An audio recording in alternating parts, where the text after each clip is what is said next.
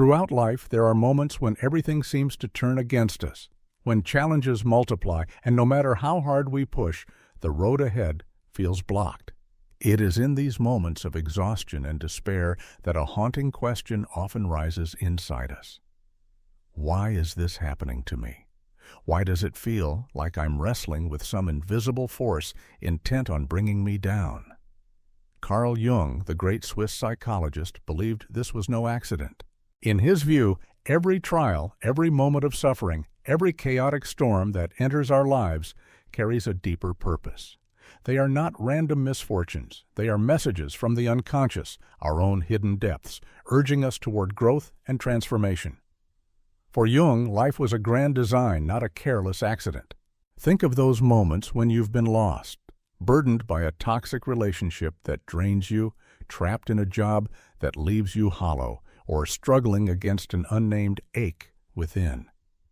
You may feel punished, as though fate itself were singling you out. Yet Jung reminds us, these experiences are not punishments at all. They are invitations.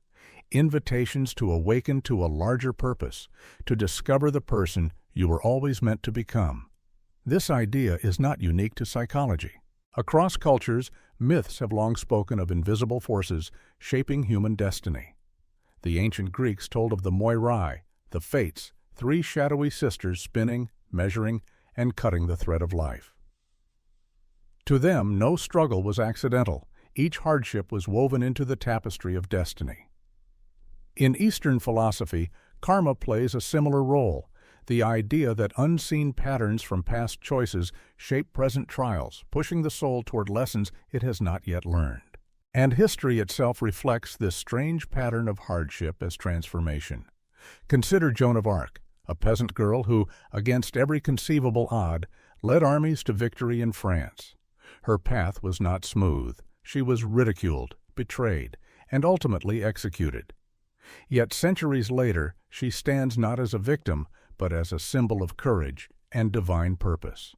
Or think of Marcus Aurelius, the Roman emperor-philosopher, who in the midst of war and plague wrote words that still echo today. The impediment to action advances action. What stands in the way becomes the way. It is in these timeless examples that Jung's insight takes shape. Obstacles are not there to destroy us. They are there to reveal us, to show us what we truly carry within. Imagine life as a great chessboard.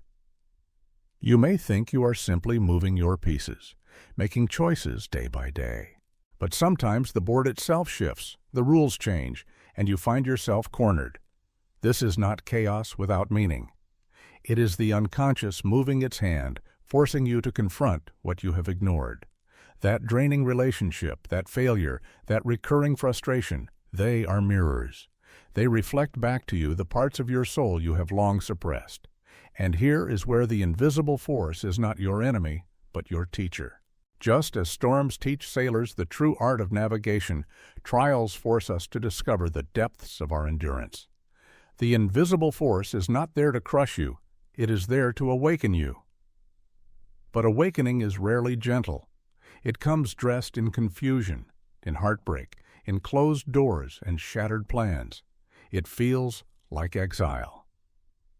Yet exile has always been the beginning of transformation. The Hebrew prophets wandered deserts. The Buddha left his palace in anguish at human suffering, and countless mystics retreated into wildernesses where the silence broke them open. Each story begins with pain, but each ends with renewal. This is why Jung insisted that life is not a random scattering of events, but a dialogue between the conscious self that clings to comfort and the unconscious depths that demand growth. And the language of that dialogue is trial, hardship, suffering. So the next time you find yourself facing resistance, when doors close without reason, when the invisible force presses down on your spirit, remember this: it may not be an enemy. It may be the very hand of destiny shaping you for something greater. In the quiet moments when you feel abandoned, know this paradoxical truth: you are not being punished. You are being prepared. You are being shaped into a vessel strong enough to carry the purpose written for your life. When pain arrives, our first instinct is to resist it. We cry out, asking why life is so cruel, why the burden feels unbearable. Yet Carl Jung insisted that pain is not a mistake, it is the very crucible of transformation. To him, the soul cannot grow in comfort. It is only through the heat of trial that our hidden strength is revealed. The image of the uncut diamond captures this perfectly. A rough stone dug from the earth is dull, almost ordinary. Yet when subjected to immense pressure and carefully cut, it becomes brilliant, capable of refracting light into endless colors. Jung compared this process to the human soul. The heat, the pressure, the blows of life's chisel, all of it is necessary to shape us into who we were meant to become. This vision is not Jung's alone. The idea of transformation through suffering is as old as civilization itself. Ancient alchemists spent centuries trying to transmute lead into gold. On the surface, their work seems like mere chemistry, but symbolically it was always about the soul. Lead represented the heavy, base aspects of our being: fear, greed, anger. Gold was the purified self, radiant and incorruptible. And the alchemist's furnace was life itself, a fire that breaks down impurities so that something higher can emerge. Cultures across the world understood this truth. Among the Spartans of ancient Greece, young men were subjected to brutal training, hunger, cold, pain, because only through endurance could they earn the right to call themselves warriors. Indigenous tribes in North and South America practiced rites of passage where boys endured solitude, fasting, and visions in the wilderness to emerge as men. In medieval monasteries, monks undertook years of silence and deprivation, not to destroy themselves, but to strip away distraction and reveal the divine within. Pain, then, has never been meaningless. It has always been a passageway, a doorway we must walk through to reach the next stage of our journey. Think for a moment about your own life.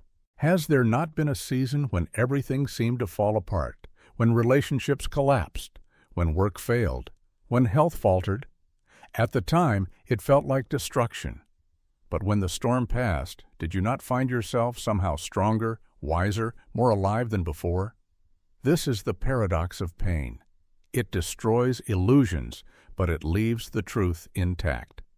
And that truth is what you are meant to carry forward. Jung called this process individuation, the slow integration of every part of ourselves, both light and shadow, into a greater whole.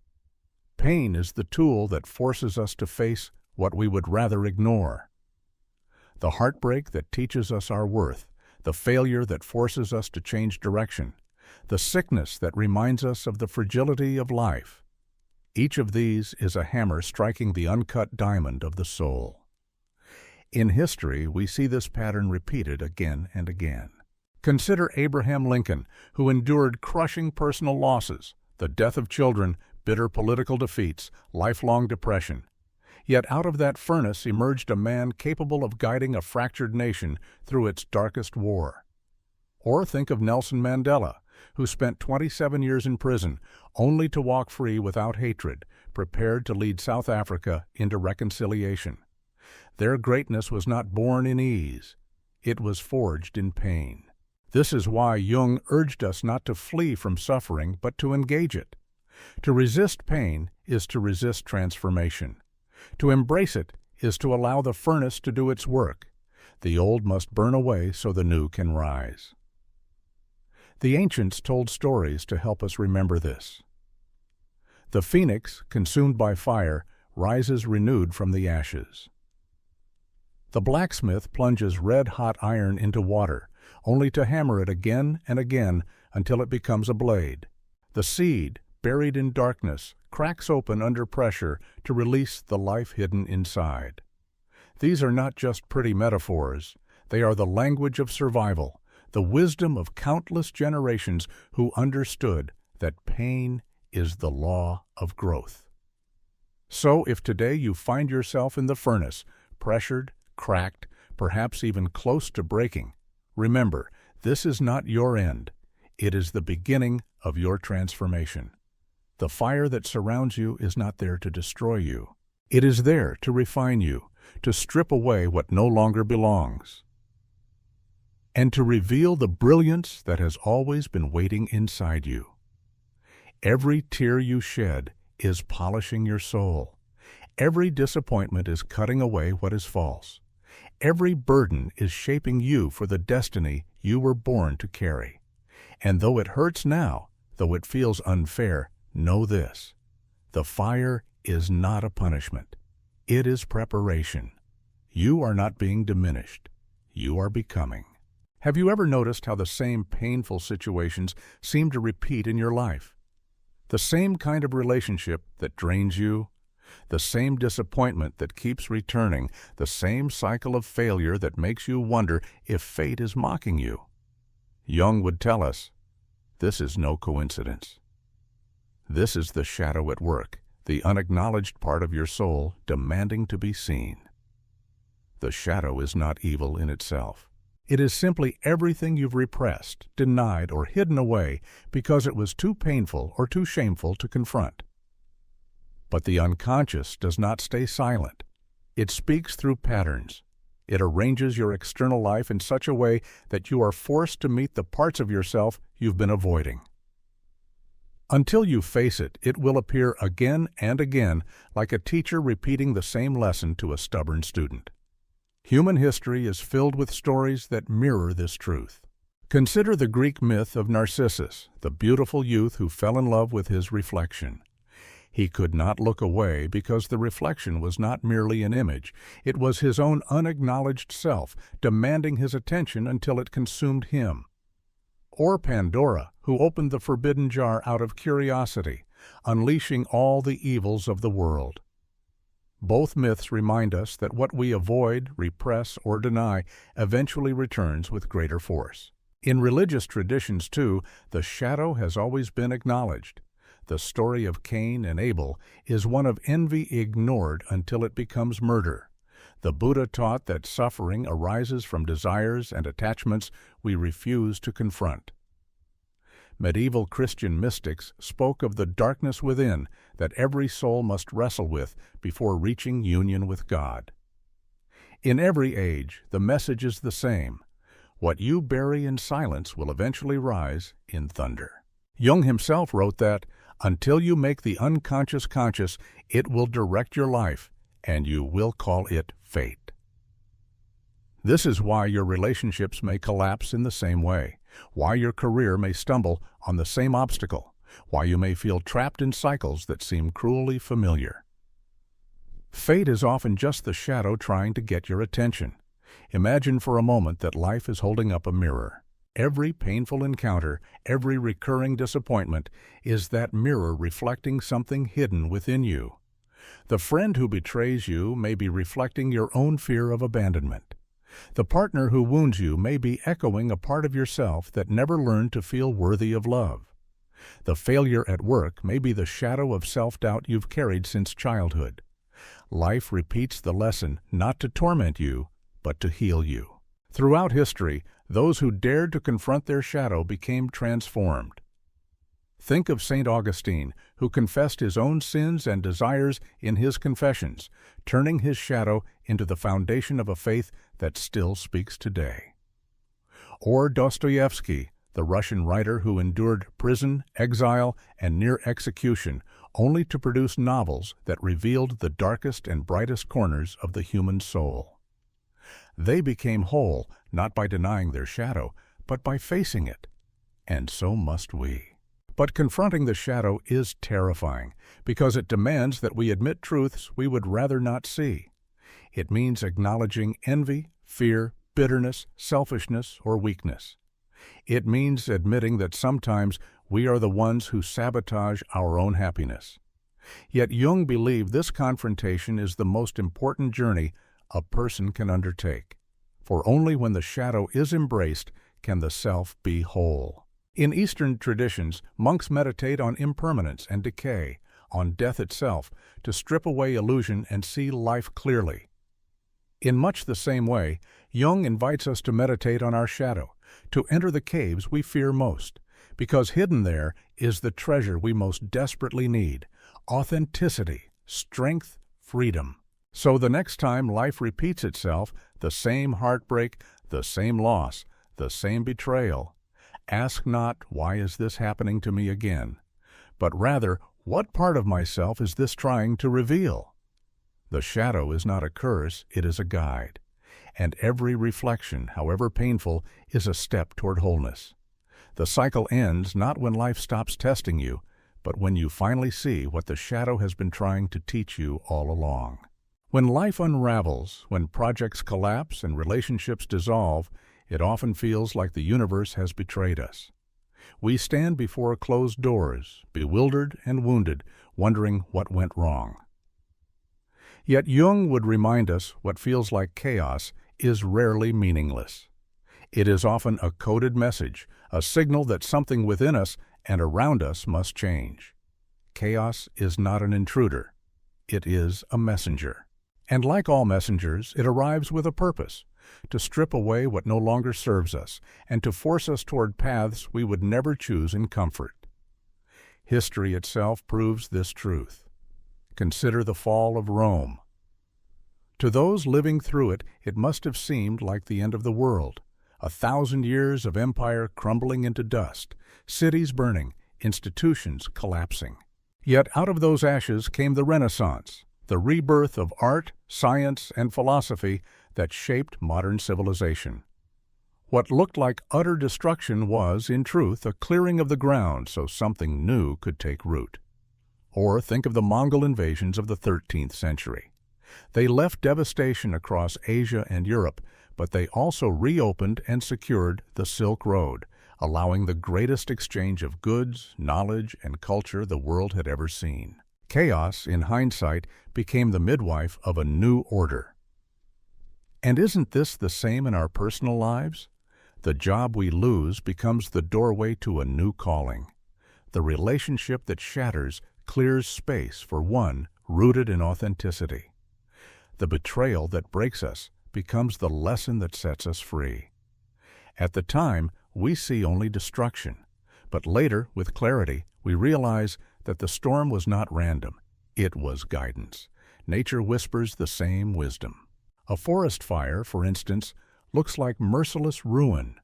Flames consume everything, leaving behind only blackened soil and smoke. But ecologists tell us these fires are necessary. They clear away decay, release seeds that can only sprout in flame, and prepare the earth for richer growth. Without fire, the forest weakens. With it, it is renewed. So it is with us. The flames of chaos burn away illusions. They expose the fragile scaffolding we built our lives upon: false beliefs, unhealthy attachments, dreams that no longer fit who we are becoming. It hurts. It feels unfair. But in truth, it is an act of mercy.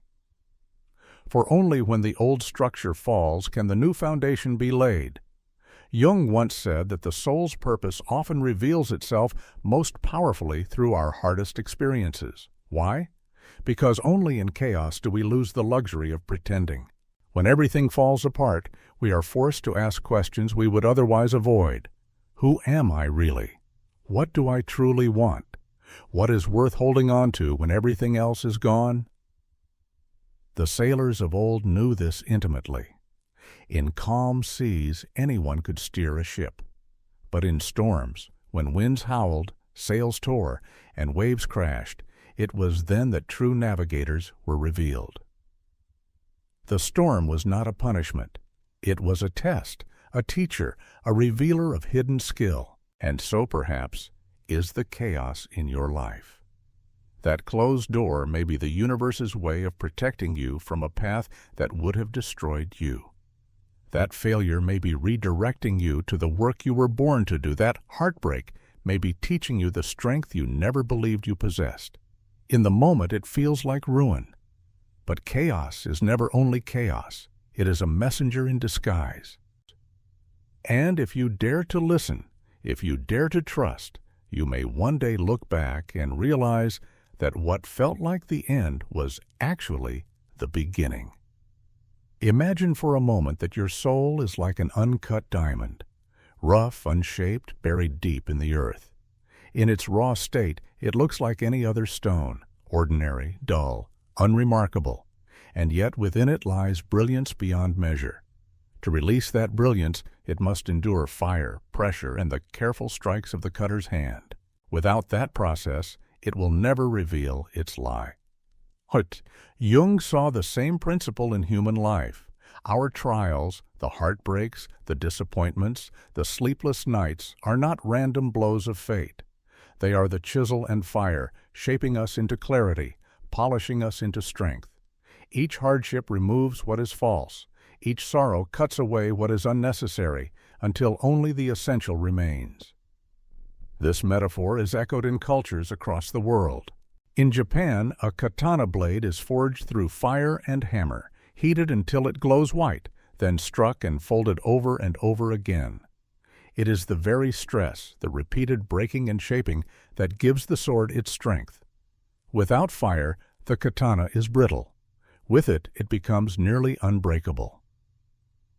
In the workshops of Renaissance Italy, master sculptors like Michelangelo believed the statue was already hidden inside the block of marble. Their job was not to impose form, but to remove stone until the figure revealed itself. "I saw the angel in the marble," Michelangelo once said, "and carved until I set him free." What is suffering if not life carving away what hides the angel in you? Even in nature we see the same lesson. Volcanoes erupt, devastating landscapes, but from that ash emerges soil so rich that life flourishes more abundantly than before. The fire both destroys and renews. This is why trials, as cruel as they seem, are necessary. Without the furnace, there is no strength. Without the chisel, there is no clarity. The very things we fear are the very things that shape us. Think of leaders who changed history. Winston Churchill was dismissed, ridiculed, and nearly erased from politics. Yet it was precisely those years of rejection that honed his voice until, in the darkest hour of World War II, it rang with power and defiance. Helen Keller, blinded and deaf from childhood, endured an isolation most of us can scarcely imagine. Yet out of that furnace came a woman whose words and example gave hope to millions. Their brilliance was born not in comfort, but in fire. Jung believed this is the law of transformation. We do not grow in ease, we grow in struggle. We do not shine in sunlight alone, but in the fire that tests our very core. And though it is painful, there is a strange mercy in it. For the furnace does not last forever. Just as the smith withdraws the metal at the right moment, just as the sculptor knows when to stop striking the marble, life too applies only the pressure you are ready to endure. Every trial, no matter how heavy, is calibrated to your strength. So, if you feel as though you are burning, if the blows keep falling, and you wonder how much more you can take, remember this: you are not being destroyed. You are being revealed. The light hidden within you is breaking through, and the brilliance of your soul is being set free. Pain is the process. Transformation is the reward. There are times when the path ahead vanishes into shadow. You cannot see where you are going, and every step feels like a risk. Your conscious mind is desperate for answers, for control, for a map. But Jung reminded us that real transformation demands something far more difficult: faith in what cannot yet be seen. This faith is not blind optimism. It is trust in the deeper wisdom of the unconscious, the part of you that already knows the truth your conscious mind cannot yet grasp. Often, the conflicts that feel unbearable, the moments when nothing in your life seems to work, are signs of a split between what you consciously want and what your unconscious knows you need. It is as though one part of you is rowing furiously toward the shore, while another part quietly pulls the boat in the opposite direction. The tension is excruciating, but it is also the very crucible where growth takes place. History offers countless mirrors of this struggle. Consider the explorers who once set sail into oceans without maps. Christopher Columbus crossed the Atlantic not knowing what lay ahead, Ferdinand Magellan circled the globe with no certainty of return. For weeks and months they saw nothing but endless water. Yet their faith in the unseen world carried them forward into discoveries that changed human history. They had no proof, only belief that land was waiting beyond the horizon. Mystics across traditions spoke of the same truth. St. John of the Cross described the dark night of the soul, a season when prayer feels empty and God seems silent. Yet it is precisely in this silence that the soul is purified and drawn closer to the divine. In Buddhism, monks meditate on emptiness, surrendering even their desire for answers, trusting that clarity will come in its own time. In Sufi poetry, Rumi writes, "The wound is the place where the light enters you." All affirm the same reality. The dark is not abandonment, but preparation. And isn't this the same in your own life? The moments when everything collapses, when plans fail, when silence stretches unbearably, those are the moments when faith is most essential. Faith that the silence has meaning. Faith that the delay is not denial, but refinement. Faith that the darkness itself is part of the journey. But faith is not easy. Your conscious mind insists on answers now. It wants control, certainty, timelines. When those do not come, fear grows. Yet Jung taught that fear itself is the signal that you are standing on the threshold of transformation. Fear is proof that you are leaving the old behind and entering something greater. Think of the farmer planting seeds. He buries them in the dark earth, covering them completely. For days, weeks, perhaps months, nothing seems to happen. If judged by sight alone, it looks like death. But beneath the soil, unseen, the seed is splitting, transforming, preparing to rise. Only patience and faith can reveal the harvest. Your life is no different. The answers you seek may not appear when you demand them, but only when you are ready to receive them. The silence of this season does not mean absence. It means gestation. Something is taking shape within you, invisible for now, but destined to emerge at the right time. So when you feel lost, when the night seems endless, remember this. Faith is not pretending to see the path. It is choosing to keep walking even when you cannot. It is trusting that the darkness is not an ending, but the womb of a new beginning. You are not abandoned in this silence. You are being guided through it. Have you ever watched a tree during a storm? The wind howls, branches bend, leaves scatter. To the eye, it looks as if the tree will break. Yet deep beneath the soil, something powerful is happening.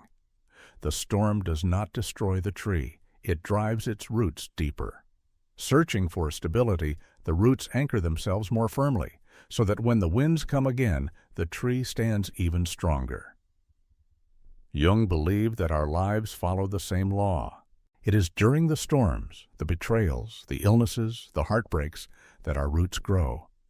Ease may comfort us, but it does not deepen us. It is adversity that anchors us in wisdom, resilience, and strength.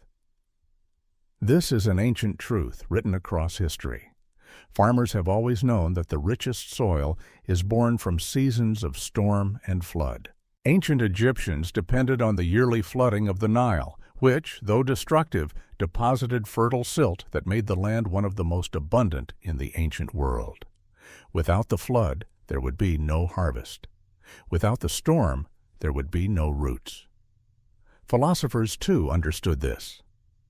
The Stoic thinker Seneca once wrote, "Difficulties strengthen the mind, as labor does the body." To the Stoics, hardship was not an obstacle but a necessity, the very gymnasium in which the soul is trained.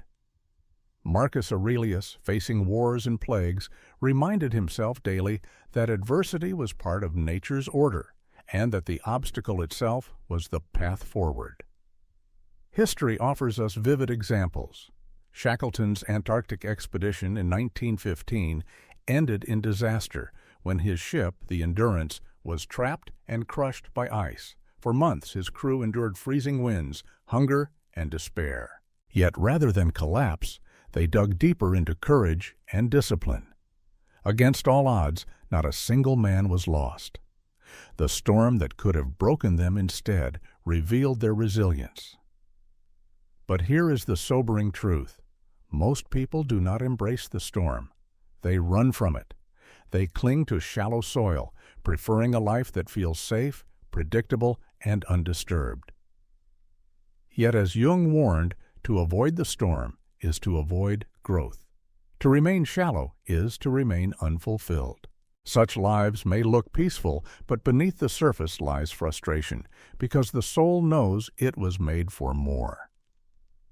You, however, are not here to remain shallow. If you are listening to these words, it is because something in you already senses that the storm has meaning. The pain you face is not punishment, it is invitation. An invitation to drive your roots deeper, to discover strength you did not know you had, to anchor yourself so firmly that no future storm can uproot you. Think again of the tree. It does not curse the wind. It bends, it holds, and in the process it becomes unshakable. So too with you. The winds that rage around you are not meant to uproot you, but to reveal the depth of your roots. And here lies the paradox. The very storm you fear may be the very storm that saves you. One of the hardest lessons in life is this: growth requires release. We cannot step into who we are becoming while still clinging to who we were. Yet letting go feels like death. We hold on to relationships that wound us, to jobs that drain us, to beliefs that no longer fit, because the familiar, however painful, feels safer than the unknown. Jung taught that this resistance is one of the greatest obstacles to transformation.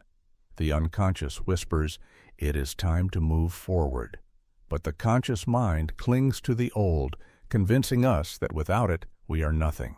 And so we carry our past like a heavy backpack filled with stones: fear, regret, guilt, toxic attachments, outdated dreams. With every step, the weight drags us down, yet we refuse to release it, mistaking burden for safety. History is filled with those who discovered the courage to let go, and in doing so, found rebirth. The Buddha, born a prince surrounded by luxury, could have lived in comfort until the end of his days, but he left it all, palace, wealth, privilege, to seek truth. His release of the old life was the very doorway to enlightenment. Centuries later, George Washington, after winning the American Revolution, could have seized power and ruled as a king. Instead, he let go of ambition, returning to private life, and in that act, he gave birth to a democracy stronger than any monarchy. Letting go does not diminish us. It liberates us. It clears the space needed for something new to enter. The ancients captured this wisdom in myth. The phoenix must first burn before it can rise from the ashes. In Norse legend, Ragnarok, the destruction of the world, is not the end, but the prelude to renewal. In the Hindu cycle of creation, Shiva the destroyer makes way for Vishnu the preserver, reminding us that every ending is the soil of a new beginning. And in our own lives, synchronicities often follow acts of release. You let go of one draining relationship and suddenly meet someone who nurtures your soul. You leave the job that suffocated you and unexpectedly stumble upon an opportunity that excites your spirit. Jung called this synchronicity, the mysterious alignment of events that feel like more than chance. It is as though the universe was simply waiting for you to drop the weight before opening new doors. But release is not easy. It demands faith, the faith that what you are relinquishing is not your identity, but your prison. It requires trust that what is meant for you cannot be taken, and what has left you was never meant to stay. Think again of the backpack of stones. Imagine setting it down, stone by stone. Fear, regret, resentment, shame, each one placed gently on the ground. Suddenly, your steps are lighter. Your breath is freer. You begin to move with ease. And in that release, you are reborn. The truth is simple, though painful. We cannot hold on to yesterday and embrace tomorrow at the same time. One must give way to the other. And when we find the courage to let go, we do not lose. We discover. We discover peace in place of anxiety, clarity in place of confusion, and hope in place of despair. Letting go is not the end. It is the beginning of rebirth. There are moments in life when events align so perfectly that logic cannot explain them. You meet the right person at the exact time you needed guidance. A door opens just as another one closes. A chance encounter, a delayed train, a conversation overheard. Suddenly, you realize that what seemed random was, in fact, necessary.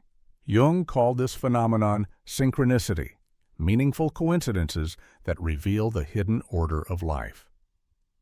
To Jung, synchronicity was proof that our inner world and the outer universe are not separate, but mysteriously connected. When you begin to align with your true purpose, when you let go of what no longer serves and embrace the journey of growth, life itself seems to rearrange in your favor. The right people appear, opportunities arise, and timing suddenly feels divine. History offers astonishing examples of synchronicity. Consider Abraham Lincoln and John F. Kennedy, both elected to Congress exactly 100 years apart, both elected president 100 years apart, both succeeded by men named Johnson, both tragically assassinated in ways that mirrored one another. Coincidence?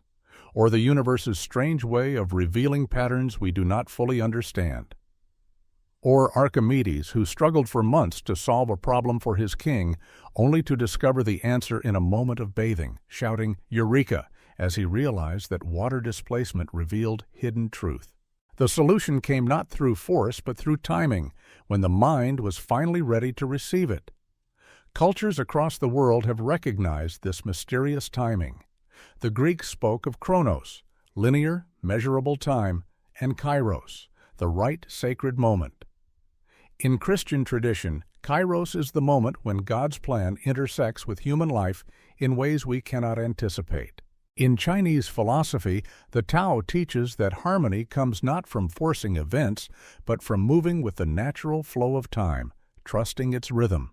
And haven't you seen this in your own life? Times when what felt like a delay turned out to be protection. Times when what seemed like failure led you to something better. Times when a conversation, a book, a moment of silence gave you exactly the insight you needed, exactly when you needed it. The truth is this: divine timing does not bend to our impatience. We may demand answers now, but the universe often waits until we are ready. A seed cannot bloom in winter. It must wait for spring. The same is true for the soul. This is why the trials you face are not punishments, but preparations. They are seasons of winter, in which roots deepen unseen, preparing for the blossoms that will come in time. When you align yourself with this rhythm, when you trust that what is meant for you will not pass you by, life begins to feel less like a battle and more like a dance. Jung believed that synchronicity is the universe's way of whispering, "You are on the right path."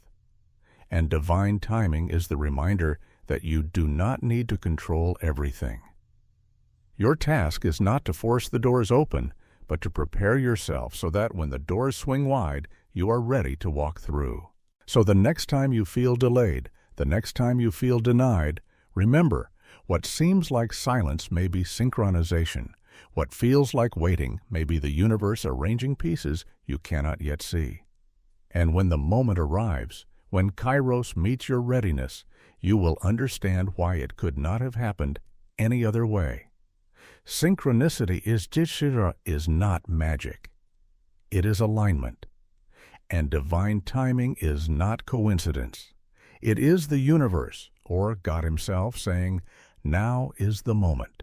If there is one truth Jung and the great spiritual teachers agreed upon, it is this: our suffering is never wasted. The trials we endure are not only for our growth, but for the healing of others. Your story, the pain you've survived, the lessons you've learned, can become the very light someone else needs in their darkest hour. Think of Anne Frank, a young girl hiding in an attic, writing words she never imagined would outlive her. Her diary, born from fear and confinement, has become a testimony of hope and courage for millions. Or Viktor Frankl, imprisoned in Auschwitz, who endured horrors that might have broken any spirit. Yet from his suffering came man's search for meaning, a work that continues to guide generations in finding purpose, even in pain. Their trials did not end with them. They became seeds of transformation for the world, and this is true for you. The heartbreak that once left you breathless, the failure that crushed you, the nights of tears you thought no one saw, these may one day be the exact words, the exact story that gives someone else the strength to rise. This is why God does not waste a single tear. Why Jung believed that chaos precedes order, that struggle births meaning. Because what breaks you today may build someone else tomorrow. You may think your journey is solitary, but your courage ripples outward, touching lives you may never know. Your trials, then, are not only personal, they are communal. When you endure with faith, you become a living testimony. You prove to others that survival is possible, that transformation is real, that light can emerge from the deepest shadow. But there is more. Your willingness to share your story is itself an act of healing. Speaking your truth connects you to the human family, reminding you and others that none of us suffer alone. In a world often drowned in noise and despair, your words of resilience can be the quiet voice that saves someone else from giving up. So ask yourself, what if your pain is not only about you? What if it is part of a larger design, a design in which your scars become maps for others who have lost their way? What if your testimony becomes the bridge someone else needs to cross from despair to hope? Jung once said that the most terrifying thing is to accept oneself completely. But once you do, once you accept your trials as part of your story, you no longer hide from them. You carry them as banners, proof of survival, proof of growth. They cease to be shame. They become strength. And here lies the great paradox. The very storm that nearly broke you becomes the proof that you were never breakable. The very wound that pained you becomes the place where light now shines for others. So as this journey of words comes to a close, let me remind you, transformation is not a private miracle. It is a communal gift. You were never meant to carry your story alone. You were meant to share it, to pass it on, to light the path for others. Your trials are not the end. They are the beginning of a testimony that will echo long after the storm has passed. Remember this: God never wastes pain. The universe never wastes struggle. Everything you have endured is shaping you, not only for your destiny, but for the countless lives your story will touch. You are not just surviving, you are becoming a witness. And your testimony may be the spark that ignites another soul into hope, courage, and life. This is the meaning of your trials. This is the gift of your transformation.